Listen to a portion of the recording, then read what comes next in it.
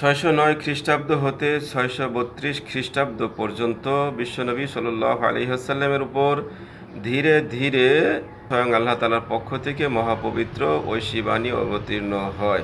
প্রতিটি সূরা কিংবা আয়াত নাজিলের সাথে সাথে সাহাবীগণ তা মুখস্থ করে নিতেন, অনেকে আবার লিখেও রাখতেন। এখানে দেখতে পাচ্ছেন আল কোরআন নাজিলের সময়কার হস্তলিখিত কাগজের খণ্ডগুলো। এটা সূরা আল কদর, যা অবতীর্ণ হওয়ার পর কাগজ সদৃশ বস্তুর উপর লিখে রাখা হয়েছে। এতে লেখা রয়েছে সূরা আল মাসাদ। এই টুকরোটিতে লিখিত আছে সূরা তাকাসুর। সপ্তশতকে অবতীর্ণ হওয়া সূরাগুলোকে একত্র করে কোরআনের যেই পাণ্ডুলিপি তৈরি করা হয়েছিল, তার একটি রয়েছে এই টপকাপি প্রাসাদেও। কোরআনের এই পাণ্ডুলিপিকে টপকাপি পাণ্ডুলিপিও বলা হয়ে থাকে। এবার আমরা দেখব বিশ্বনবীজি সাল্লাল্লাহু আলাইহি ওয়াসাল্লামের ব্যবহৃত অনেক কিছু।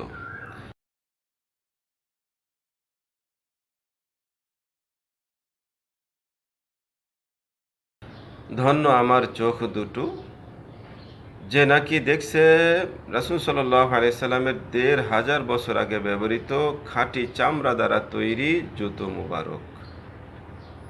খাঁটি চামড়া দ্বারা তৈরি তারই জুতো মুবারক। আহা, এই জুতো পরেই রহমতের নবী কত দূর দূরান্ত পথ হেঁটেছেন। এখন আমরা দেখছি রাসূল সাল্লাল্লাহু আলাইহি সাল্লামের বিভিন্ন যুদ্ধে ব্যবহৃত কয়েকটি তরবারি। মহানবী সাল্লাল্লাহু আলাইহি সাল্লাম ইসলামের অসংখ্য যুদ্ধে অংশ নিয়েছিলেন এবং সত্য সৌন্দর্যের পক্ষে তার বীরত্ব বরাবরই প্রকাশ পেয়েছে। সেই বীরত্বের অন্যতম নিদর্শন এই তরবারিগুলো। নবীজি সাল্লাল্লাহু আলাইহি সাল্লাম সারা জীবনে ৯টিরও বেশি তরবারি ব্যবহার করেছেন। তার কয়েকটি মাত্র এখানে রাখা আছে। লক্ষ্য করে দেখুন, সবার উপরে রাখা হয়েছে নবীজি সাল্লাল্লাহু আলাইহি ওয়াসাল্লামের দক্ষ হস্তে ব্যবহৃত একটি তীর ধনুক। এবার খুব খেয়াল করে দেখুন, সকলেই, প্রতিটি দর্শকই খুব অবাক বিস্ময়ে তাকিয়ে দেখছে নবীজি সাল্লাল্লাহু আলাইহি সাল্লামের পবিত্র জুতো ও তরবারি। ঐতিহাসিক উহুদের যুদ্ধে বিশ্বনবীজির যে দুটি দন্ত মোবারক শহীদ হয়েছিল, তার একটি এই স্বর্ণ নির্মিত বক্সে রাখা হয়েছে। দন্ত মোবারকের পাশে রাখা আছে মহানবী সাল্লাল্লাহু আলাইহি সাল্লামের ব্যবহৃত আরেকটি চামড়ার জুতো। অনেক পুরাতন, তবু কত আধুনিক দেখাচ্ছে। তার পাশেই সযত্নে রাখা আরও একটি সুন্দর ডিজাইনের স্যান্ডেল মোবারক। এই কক্ষে মহানবী সাল্লাল্লাহু আলাইহি সাল্লামের অনেক কিছুই রয়েছে। এখানে বিভিন্ন আকৃতির বক্সে তার দাড়ি মোবারক, চুল মোবারক, নখ মোবারক রেখে দেওয়া হয়েছে। এগুলো খালি চোখে দেখা গেলেও ক্যামেরার লেন্সে তা একেবারে অস্পষ্ট। এটি সপ্তশতকের ভাঙা বোতলের টুকরো। এই বোতলে করে পানি এনে বিশ্বনবীজি সাল্লাল্লাহু আলাইহি সাল্লামের মোবারক মৃতদেহ গোসল দেওয়া হয়েছিল। এই কাচের পাত্রে সংরক্ষণ করা হয়েছে মহানবী সাল্লাল্লাহু আলাইহি ওয়াসাল্লামের কবরের পবিত্র মাটি।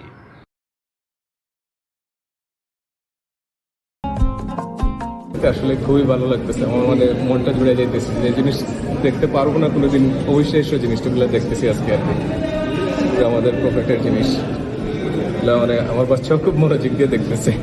সে তো এত কোনো বুঝতে পারতেছে না, কিন্তু তার কাছে খুব আকর্ষণীয় লাগে।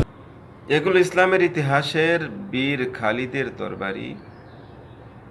তিনি পর্যায়ক্রমে নবীজি সাল্লাল্লাহু আলাইহি সাল্লাম, হযরত আবু বকর রাদিয়াল্লাহু তাআলা আনহু ও হযরত ওমর রাদিয়াল্লাহু তাআলা আনহু এর সেনাপতি ছিলেন।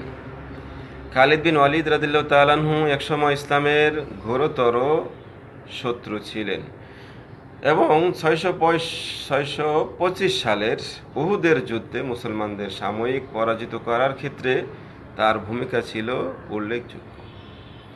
627 কিংবা 629 সালে তিনি ইসলামের সুশীতল ছায়াতলে আশ্রয় নেন। তার নিপুণ বীরত্বের কারণে বিশ্বনবীজি সাল্লাল্লাহু আলাইহি সাল্লাম তাকে সাইফুল্লাহ বা আল্লাহর তরবারি উপাধি প্রদান করেন। এর পাশের কক্ষেই সাজিয়ে রাখা হয়েছে ইসলামের প্রথম খলিফা হজরত আবু বকর সিদ্দিক রাদিয়াল্লাহু তাআলা আনহু এর ব্যবহৃত তরবারি। মহানবী হজরত মুহাম্মদ সাল্লাল্লাহু আলাইহি সাল্লামের সাথে তিনি এই তরবারি নিয়ে ইসলামের বহু যুদ্ধে যোগ দিয়েছিলেন। এই অ্যালবামটি প্রযোজনা করেছেন বি অনেস্ট 24 কর্তৃপক্ষ। এবার আপনাদেরকে এমন কক্ষে নিয়ে আসলাম যা দেখে চোখ বিশ্বাস করতে রাজি হচ্ছে না, বিশ্বাস করতেই চাইছে না চোখ। কিভাবে বা বিশ্বাস করবে? জান্নাতি নারীদের নেত্রী, যিনি জান্নাতি সমস্ত নারীদের নেত্রী হবেন, আবার যিনি বিশ্ব নবীজির আদরের দুলালি হজরতে মা ফাতেমা রাদিয়াল্লাহু তাআলা আনহা এর ব্যবহৃত জামা, এটি ভাবা যায়? ভাবতেই গা শিউরে ওঠে। আর এটি হলো মা ফাতেমা রাদিয়াল্লাহু তাআলা আনহার বিবাহের ঘোমটা। এটি পরেই তিনি বধূ সেজেছিলেন। ইদানিং জামানার মা বোনেরা নিজেদের পোশাকের সাথে একটু মিলিয়ে নিন তো। হযরত মা ফাতেমা রাদিয়াল্লাহু তাআলা আনহা তো জান্নাতের সুসংবাদ পেয়েছিলেন, আর আপনারা কিসের সংবাদ পেয়েছেন? এসব কিছু দেখার সৌভাগ্য কয়জনেরই বা হয়ে থাকে। শুকরিয়া জ্ঞাপন করছি মহান আল্লাহর। সকলেই এই অধমের জন্য দোয়া করবেন। আল্লাহ